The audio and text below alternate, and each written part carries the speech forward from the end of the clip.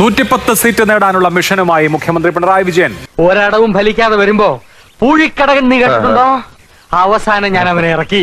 ഞങ്ങളെ ആത്മവിശ്വാസത്തിന് മതിയായ കാരണങ്ങളുണ്ടല്ലോ. നമ്മുടെ കേരളത്തിന്റെ പൊതുവായ സ്ഥിതി പരിശോധിച്ചാൽ അത് നല്ല രീതിയിൽ തന്നെ LDFന് ആത്മവിശ്വാസം പകരുന്ന ഒന്നാണ്. ഇതെന്താ സംഭവം എന്ന് വെച്ചാൽ നമ്മുടെ ഇടതുപക്ഷ ജനാധിപത്യ മുന്നണി പാർലമെന്റ് തെരഞ്ഞെടുപ്പിൽ വലിയ തിരിച്ചടി ഉണ്ടായി.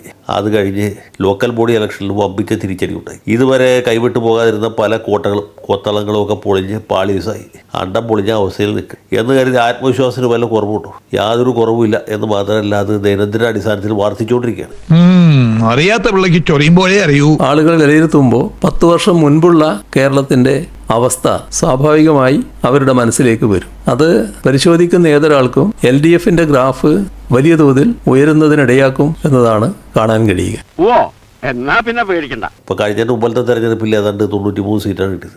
കഴിഞ്ഞ തെരഞ്ഞെടുപ്പിൽ 99. ഇത്തവണ അത് 110 ആക്കണം എന്നാണ് പിണറായി സഖാവിന്റെയും സഹാക്കളുടെയും താല്പര്യം, അഥവാ ആഗ്രഹം, അതുമല്ലെങ്കിൽ സങ്കല്പം, അതുമല്ലെങ്കിൽ വ്യാമോഹം.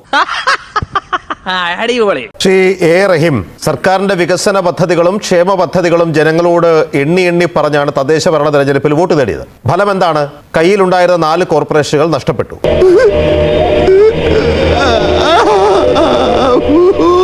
കയ്യിലുണ്ടായിരുന്ന 4 ജില്ലാ പഞ്ചായത്തുകൾ നഷ്ടപ്പെട്ടു. 200-ലധികം ഗ്രാമപഞ്ചായത്തുകൾ കയ്യിൽ നിന്ന് നഷ്ടപ്പെട്ടു. വോട്ട് വിഹിതം നോക്കിയാൽ 5% UDFന്റെ താഴെ നിൽക്കുകയാണ്. കഷ്ടകാലം വരുമ്പോ കൂട്ടത്തോടെ നാണല്ലോ. അതിനുശേഷം 6 മാസത്തിനിടയ്ക്ക് വീണ്ടും ഒരു നിയമസഭാ തെരഞ്ഞെടുപ്പ് നടക്കുമ്പോൾ 99-ൽ നിന്ന് 110 വർദ്ധിപ്പിക്കുമെന്നൊരു പ്രതീക്ഷ മുന്നോട്ട് വെക്കുന്നത്, പ്രത്യാശ മുന്നോട്ട് വെക്കുന്നത് ആശയക്കുഴപ്പമുള്ള പരാജയത്തിൽ ഉഴലുന്ന അണികളെ തൃപ്തിപ്പെടുത്താനാണോ, അതിനെ പ്രത്യേകിച്ച് പറയേണ്ട കാര്യമുണ്ടോ ചാത്തുകുടിച്ചേട്ടാ? അതോ യാഥാർത്ഥ്യബോധത്തോടെയുള്ള ഒരു കണക്കാണോ ഇത്? യാഥാർത്ഥ്യബോധത്തോടെയുള്ളതാണ്. ഈ പാഴ്നാടകത്തിന്റെ കാലം കുറിക്കുന്ന കൈ വിധിയുടേത് മാത്രം. എന്തായാലും ഇവിടെ ഞങ്ങൾക്ക് നല്ല ആത്മവിശ്വാസമുണ്ട്. എന്തുകൊണ്ടാണ് ആത്മവിശ്വാസം? അങ്ങ് പറഞ്ഞല്ലോ 10 വർഷം കേരളത്തിൽ ഒരു തുടർ ഭരണത്തിന്റെ വലിയ സാധ്യതയുണ്ടായ മുഖ്യമന്ത്രി. ആ 10 വർഷം കൊണ്ട് വലിയൊരു അവസരമായിരുന്നു എന്ത് ചെയ്തു എന്നാണ്. അതിനെക്കുറിച്ചാണ് ഇന്നത്തെ അദ്ദേഹത്തിന്റെ വാർത്താ സമ്മേളനത്തിലുടനീളം കേരളത്തിന്റെ മുഖ്യമന്ത്രി ഊതിയത്. മുഴുവൻ പറഞ്ഞതും അതാണ്. അത് തന്നെയാണ് ഞങ്ങളുടെ ആത്മവിശ്വാസം. ഏതായാലും ആത്മവിശ്വാസം കുറഞ്ഞുപോയി, അതുകൊണ്ട് ഇടതുപക്ഷത്തിന് പരാജയമുണ്ടായി എന്ന് ആരും വിചാരിച്ചിട്ട് കാര്യമില്ല. ആത്മവിശ്വാസത്തിന് യാതൊരു കുറവില്ല. 110 സീറ്റ് ജയിക്കാൻ ലാക്കാക്കിയിട്ടാണ് ഇടതു മുന്നണി അങ്കത്തട്ടിൽ ഇറങ്ങുന്നത്. എനിക്ക് സംശയമല്ല എന്തിനാ 110 ആക്കിയത് എന്നാണ്. 140 മണ്ഡലങ്ങളിൽ മത്സരിക്കുന്ന ഇടതുപക്ഷ ജനാധിപത്യ മുന്നണി 150 സീറ്റിൽ മത്സരിക്കുന്നത് ആഗ്രഹിച്ചൂടെ? വല്ല തടസ്സമുണ്ടോ? ഈ രാജ്യത്ത് പല കാര്യങ്ങൾക്ക് നികുതി വർദ്ധിപ്പിച്ചിട്ടുണ്ട്, പക്ഷേ ആഗ്രഹങ്ങൾക്ക് യാതൊരു നികുതിയും ഏർപ്പെടുത്തിയിട്ടില്ല. അതുകൊണ്ട് 140-ൽ 150 സീറ്റ് ജയിക്കണം എന്ന് നമുക്ക് വേണമെങ്കിൽ ആഗ്രഹിക്കാം. ഞാൻ മറ്റു വലിയ വിശാലമായ കാര്യങ്ങളിലേക്ക് പോകുന്നില്ല. മുഖ്യമന്ത്രിയുടെ വാർത്താ സമ്മേളനത്തിലും തന്നെ സംസാരിക്കാമെന്ന് കരുതുകയാണ്. രാജ്യത്തെ പൊതുമേഖലാ സ്ഥാപനങ്ങൾ നിലനിൽക്കണമെന്ന് ഇടതുപക്ഷം വാദമുന്നയിക്കുന്നതിന്റെ കാരണം എന്താണ്? ഞങ്ങളുടെ ഗവൺമെന്റ് പൊതുമേഖലാ സ്ഥാപനത്തെ സംരക്ഷിക്കാൻ വേണ്ടി ഇടപെടുന്നത് എന്തുകൊണ്ടാണ്? അത് തൊഴിൽ ദാതാവായതുകൊണ്ടാണ്. ഞാൻ ഇതുവരെ പറഞ്ഞില്ല എന്നേ ഉള്ളൂ. എന്തിനാ ഞാൻ എന്നെ തന്നെ വെറുതെ ഇങ്ങനെ പൊക്കി പറയണേ? ശ്രീ N. K. പ്രേമേന്ദ്രൻ ഈ ചർച്ചയിൽ പറഞ്ഞൊരു കാര്യം 10 വർഷം കൊണ്ട് നശിച്ചില്ലാതായി പോയി എന്നാണ്. KSRTC മുൻപിലൂടെ പോകുന്ന KSRTC ബസ്സിനെ നോക്കിയെങ്കിലും അങ്ങനെ പറയാൻ പറ്റും? KSRTCക്ക് മാത്രമുണ്ടായ മാറ്റം പൊതുമേഖലാ സ്ഥാപനങ്ങളിൽ നോക്കൂ. അതിലൂടെ അവിടെയുള്ള തൊഴിലാളികളുടെ ജീവിത പരിസരം ശക്തിപ്പെടുന്നത് ഈ ഗവൺമെന്റ് സംഭാവനയല്ലേ? എന്റെ നാക്ക് ചൊറിഞ്ഞു വരുന്നുണ്ട് കേട്ടോ, കുത്തിയെന്നുണ്ടല്ലോ. ഈ കഴിഞ്ഞ 10 കൊല്ലം നീണ്ടുന്ന പിണറായി ഭരണത്തിന്റെ ഗുണഫലങ്ങൾ ഓർത്തിട്ട് ജനങ്ങൾ ഇങ്ങനെ ക്യൂ നിന്ന് 140 മണ്ഡലങ്ങളിൽ ഇടതുപക്ഷത്തിന് വോട്ട് ചെയ്യുക, അല്ലെങ്കിൽ രാഹുൽ ഗാന്ധി ആരോപിക്കുന്ന പോലെ വോട്ട് ചോരിയോ ഇലക്ട്രോണിക് യന്ത്രത്തിൽ എന്തെങ്കിലും തകരാറോ സംഭവിച്ചിട്ട് നമ്മൾ ജയിച്ചൂടെ? ഞാൻ ഊഹിച്ചു. 110-ൽ നിർത്തണ്ട. ആഗ്രഹങ്ങൾക്ക് ഈ രാജ്യത്ത് യാതൊരു നികുതിയുമില്ല.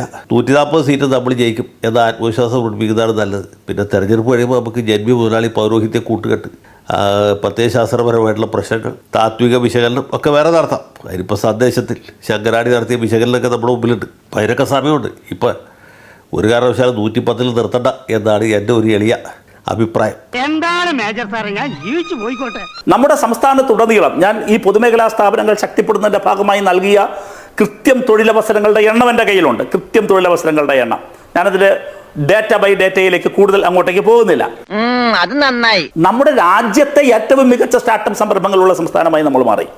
അതിലൂടെ ലക്ഷക്കണക്കിന് പേർക്ക് തൊഴിൽ കൊടുക്കാൻ കഴിയും എന്ന നിലയിലേക്ക് വന്നു. അത്ര സുഖകരമാണെന്ന് തോന്നുന്നില്ലല്ലോ. അയ്യോ ഇല്ല, ഒരു പ്രോബ്ലം ഇല്ല, എല്ലാരും വളരെ ഹാപ്പിയാണ്. വ്യവസായ വകുപ്പിൽ തന്നെ സംരംഭക വർഷം, അതിലൂടെ ലക്ഷക്കണക്കിന് പുതിയ തൊഴിലവസരങ്ങൾ സൃഷ്ടിക്കാൻ കഴിഞ്ഞു, സംരംഭങ്ങൾ സ്ഥാപിക്കാൻ കഴിഞ്ഞു. ഭയങ്കരം തന്നെ. ഇതെല്ലാം സംഭവിച്ചത് നമ്മുടെ സംസ്ഥാനത്ത് ഒരു വെൽ ഗവേണൻസ് ഉണ്ടായത് കൊണ്ടാണ്. നിശ്ചയദാർഢ്യമുള്ള ഒരു ഗവൺമെന്റ്, ഭരണസ്ഥിരത. ഇന്ന് മുഖ്യമന്ത്രി പറഞ്ഞതുപോലെ ഒന്നിനും കൈക്കൂലി കൊടുക്കേണ്ടി വരുന്നൊരവസ്ഥയില്ല, കച്ചവടമില്ല, അഴിമതിയില്ല, ഏറ്റവും സുതാര്യമായ കൃത്യമായൊരു നിലപാടോടുകൂടി മുൻപോട്ട് പോകാൻ കഴിഞ്ഞൊരു കാലം. മോനെ ദാമു, നിന്റെ വെടി ഞാൻ കുറെ കേട്ടതല്ലേടാ. കേരളത്തിലെ വികസനത്തിന്റെ കാര്യത്തിൽ ഇപ്പം റഹീം ഇങ്ങനെ സംസാരിക്കുന്നത് കേൾക്കുമ്പോൾ, റഹീം ആയതുകൊണ്ട്, എൻ്റെ ഒരു സുഹൃത്തായതുകൊണ്ട്, റഹീം ആയതുകൊണ്ട് ഞാൻ അതിനെ ചിരിച്ചു തള്ളാണ്.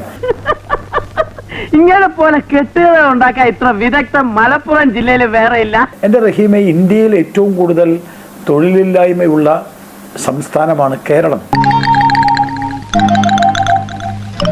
ഇന്ത്യയിൽ ഏറ്റവും കൂടുതൽ ഇൻഫ്ലേഷനുള്ള സംസ്ഥാനമാണ് കേരളം.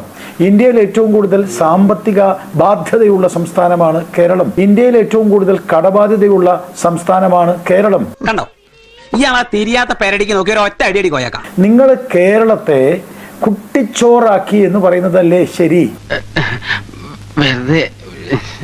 കഴിഞ്ഞ 10 വർഷത്തിന്റെ ഉള്ളിൽ കോൺഗ്രസ്സുകാർ കുട്ടിച്ചോറാക്കി തന്നതിനെ ഇപ്പൊ ശരിയാക്കാം എന്ന് പറഞ്ഞിട്ടല്ലേ നിങ്ങൾ വന്നത്? എന്നിട്ട് കോൺഗ്രസ് കുട്ടിച്ചോറാക്കിയ, നശിപ്പിച്ച, വർഗീയവൽക്കരണം നടത്തിയ ഒരു കേരളത്തെ നിങ്ങൾ 10 വർഷം കൊണ്ട് ഏത് മേഖലയിലാണ് നിങ്ങൾ മുന്നോട്ട് നയിച്ചത്? സത്യത്തിന്റെ മുഖത്ത് നോക്കി കൊഞ്ഞനം കുത്തരുന്ന ബാവ. കൊഞ്ഞനം കുത്തൂല്ലടാ മോനെ. ഇപ്പൊ ഏറ്റവും അവസാനം ജോലിയുടെ കാര്യം പറഞ്ഞു, തൊഴില്. എന്താണ് CPM-ന്റെ സാമ്പത്തിക വിദഗ്ധൻ ഐസക്ക്, അദ്ദേഹം കഴിഞ്ഞ ദിവസത്തെ ഫേസ്ബുക്കിലൂടെ പറഞ്ഞത് എന്താ? ഹൊസൂറിൽ ആപ്പിളിന്റെ ഫാക്ടറി തുടങ്ങുന്നു. ആ ഫാക്ടറിയിൽ 17,000 രൂപയ്ക്ക് ശമ്പളമുണ്ട്. എങ്ങനെ പോയാലും എല്ലാം കഴിഞ്ഞൊരു 13,000 കിട്ടും. നാണം എന്ന് പറഞ്ഞ ഒരു സാധനം ഉണ്ടോ സാർ അങ്ങനെ പറയാൻ? അങ്ങനെയാണെങ്കിൽ ഈ ഫാക്ടറി ഉണ്ടാവേണ്ടത് കേരളത്തിലല്ലേ? എന്താ കേരളത്തിലെ പാരിസ്ഥിതിക പ്രശ്നമുണ്ടോ?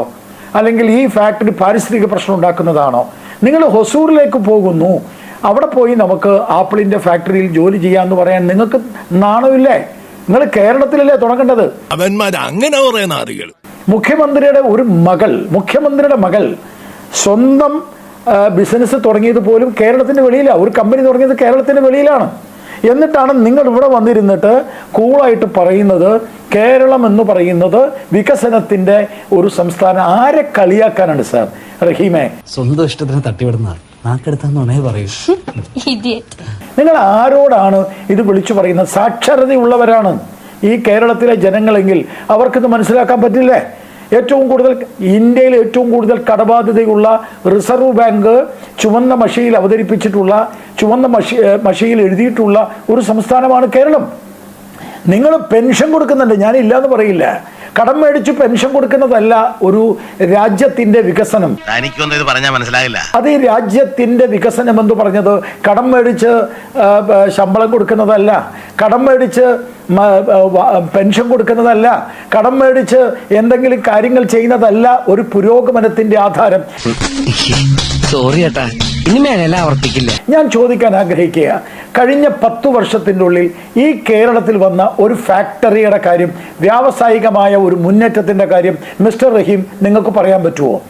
അതേസമയത്ത് കേരളത്തിൽ നിന്ന് ഉള്ള വ്യവസായികൾ കേരളം ഉപേക്ഷിച്ച് കേരളത്തിൽ നിന്ന് പോവുകയാണ് ചെയ്തിട്ടുള്ളത്. ഇപ്പോൾ ഉമ്മൻചാണ്ടിയുടെ ഭരണത്തിന് ശേഷം 10 വർഷം നിങ്ങൾ ഭരിച്ചു.